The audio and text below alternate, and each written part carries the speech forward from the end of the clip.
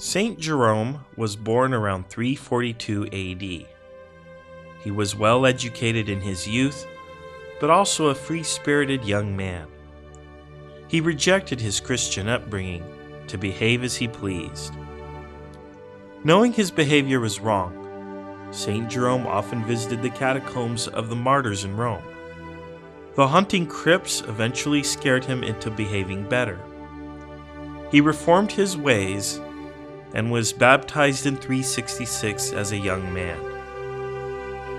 Jerome was attracted to the monastic life and began traveling, visiting cities in Italy, Gaul, Greece, and Egypt, as well as the Holy Land. He settled outside Antioch for a time and tried to live as a hermit for a few years. Jerome was widely renowned for his intellect and skills at translation.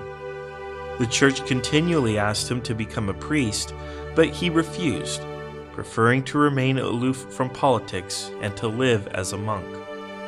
Eventually, Jerome was ordained, with the promise that the church would allow him to pursue his own practice of the faith. Jerome was also known as a historian.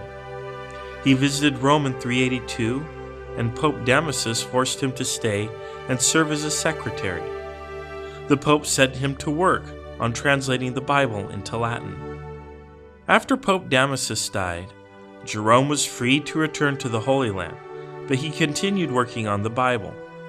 Several holy people assisted him, including St. Paula, who served as an aide and a friend and helped him establish a monastery in Bethlehem. Jerome wrote letters arguing details of the faith. He corresponded with several people who would later become saints themselves.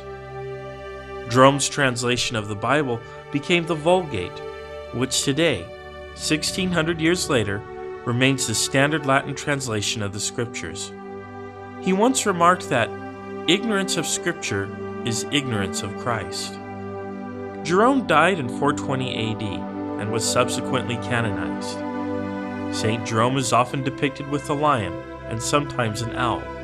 His feast day is September 30th, and he is the patron saint of archaeologists, Bible scholars, librarians, students, and translators.